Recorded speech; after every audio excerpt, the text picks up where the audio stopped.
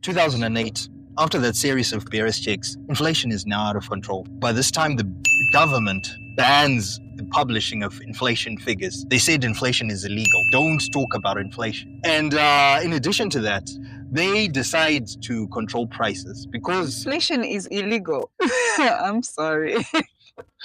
How you gonna just walk by that one? Just like, you know me. Inflation is illegal. There are things you could say and things you couldn't say. So if the government says you're not allowed to talk about the inflation, then you're not allowed to talk about the inflation. At this time, they weren't publishing inflation figures in the newspaper. Nobody was allowed to talk about the inflation. God. Estimates were saying that the inflation was in the trillion-something% range, or quadrillion, who knows. But things were getting ridiculous. When it comes to prices, you'd walk into a shop, you're buying bread for 5 million.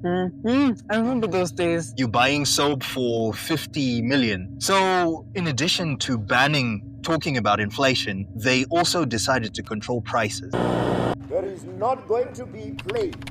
Let those in industry, those in commerce, those elsewhere, producers and retailers take note. The nonsense of escalating prices has got to come to an end immediately. The SMA companies, we will take them over if they continue doing this dirty game. And by controlling prices, things disappeared from the shops.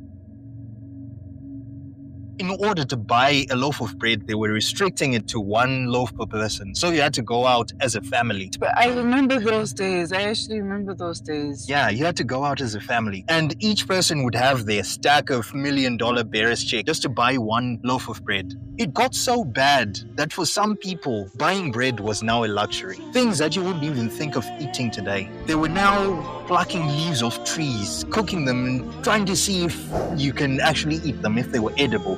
No. People were struggling at this time. So while people are struggling, you also have an election going on. And as we all know, if there is an election in this country, somebody is getting beaten up. Somebody is getting killed.